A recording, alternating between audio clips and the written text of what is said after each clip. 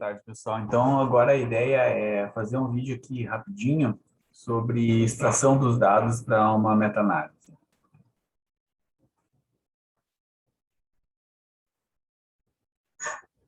Então, eu já deixei aberto aqui o artigo que a gente vai fazer a extração dos dados. É um dos artigos que eu tinha usado como exemplo lá no Excel.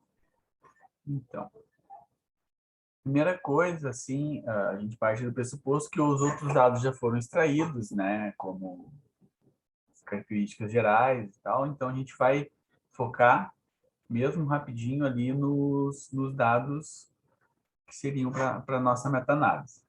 Então, a primeira coisa que tem que fazer é dar uma olhadinha onde é que esses dados vão estar. Geralmente, esses dados vão estar ou no corpo do texto, né, nos resultados já, ou algumas vezes nas tabelas. Em alguns casos, a gente tem que buscar as tabelas do suplemento online. No caso desse artigo aqui, os dados que nós precisamos estão aqui, né, na tabela 1 já, onde eles nos mostram algumas características dos pacientes com Covid-19 que sobreviveram, né, e os que não sobreviveram. Então, aqui nós temos o ângulo de fase, que é um dos nossos, uma das variáveis de interesse, né, do estudo. Então, o que acontece? Acontece aqui que não, a gente queria esses dados em média e desvio padrão. Eles estão nos oferecendo em mediana e intervalo interquartil. Com isso, nós temos que fazer uma transformação desses dados. Eu utilizei esse site aqui que eu já deixei aberto. Existem outros sites, mas eu achei esse aqui bem bom até porque eles dão inclusive a referência que eles utilizaram para fazer cada cálculo. Então, o que nós temos? Nós temos o primeiro quartil, a mediana e o terceiro quartil e o tamanho da amostra. Então, nós vamos usar aqui o que eles chamam de cenário 2.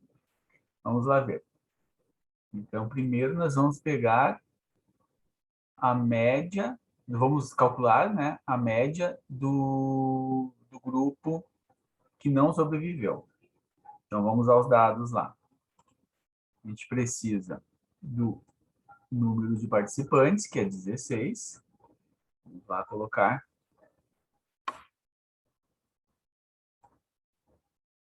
16 participantes. Depois, o primeiro quartil. O valor do primeiro quartil entre os não sobreviventes. Aqui, a fase, ângulo de fase. Deixa eu marcar aqui para a gente não se perder. Então, o primeiro quartil é 2,08.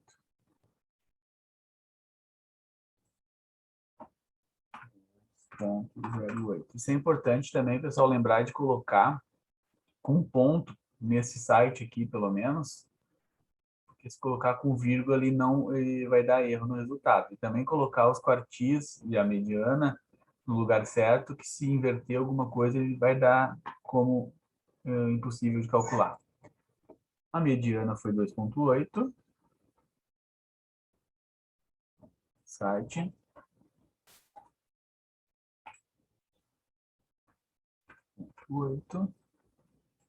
E o terceiro quartil foi 3,68. Aqui, 3,68. Vamos calcular. Aqui, então, nos dá ó, a média estimada, segundo este autor aqui, de 2,85. Vamos lá no nosso Excel. Média. Primeiro botar aqui o N também, né? 16. Média 2,85. Vamos lá ver o desvio padrão. O desvio padrão calculado por um outro autor, né, segundo outro autor, 1,30. 1,30. Aqui também, na hora de colocar os dados, colocar só números, né? No N, na média, no desvio padrão.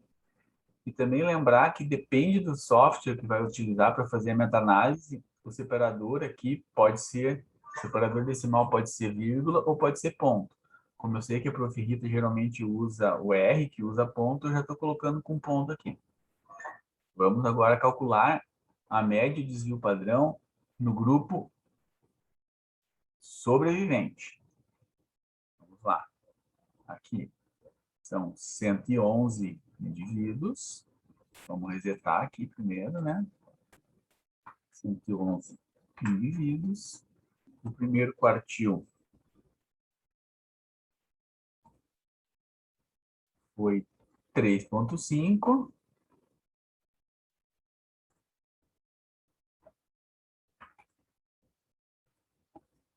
A média foi 4 pontos. A mediana, melhor, foi 4,5. E o terceiro quartil foi 5,5.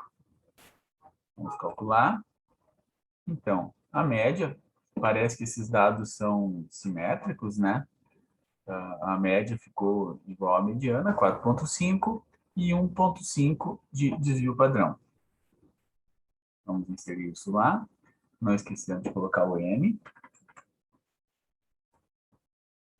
4,5 e 1,5. Para essa variável, os dados estão extraídos. Esse artigo aqui também nos dá o IMC. Aqui já está os cálculos feitos, né?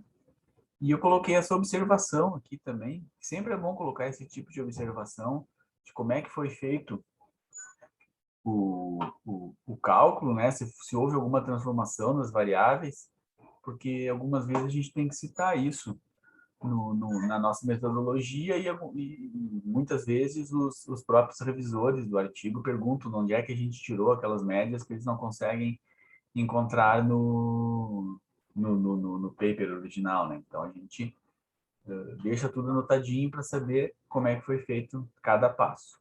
Também, de repente, seria interessante colocar que os dados são de 90 dias, né, de hospitalização, isso, mortalidade aos 90 dias em pacientes com Covid-19. Não sei se é hospitalização ou não, teria que dar mais uma olhadinha. Tem outras possibilidades aqui, por exemplo, um outro artigo que eu fiz a extração, que ele fez com odds ratio. Então, se tiver outros artigos que coloquem odds ratio, a gente pode ir colocando aqui. Eu sei que o ideal seria a gente ver mais pela média de desvio padrão, né? E ainda há outras opções. Aqui, por exemplo, caso algum artigo tenha dividido, em vez de dividir em mortalidade sim ou não, tenha dividido por um ponto de corte, por exemplo, dando de fase, a gente vai ter os casos, né, o número de mortes, ou o número de hospitalizações, ou o desfecho que for, no grupo exposto, que seria aqui no nosso caso um baixo ângulo de fase, e no grupo controle, que seria com ângulo de fase normal ou mais alto. Isso pode acontecer por pessoa-tempo também, depende do artigo, não sei se tem algum que nos deu essa variável, e ainda pode ser, um último caso, correlação. A meta-análise de correlação, a gente tem visto pouco, porque ela não nos diz muito, né? Como a correlação no artigo original não nos diz muito, a correlação numa meta-análise não nos diz muito, só diz que as duas variáveis estão crescendo ou baixando juntas, mas não nos diz se isso tem uma relação causal ou não, né? Por isso que principalmente lá a diferença de médias ou o caso, né, em cada grupo seria mais interessante. Acho que é isso aí. Qualquer dúvida a gente pode ir conversando, de repente marcar uma reunião para falar um pouquinho melhor diretamente.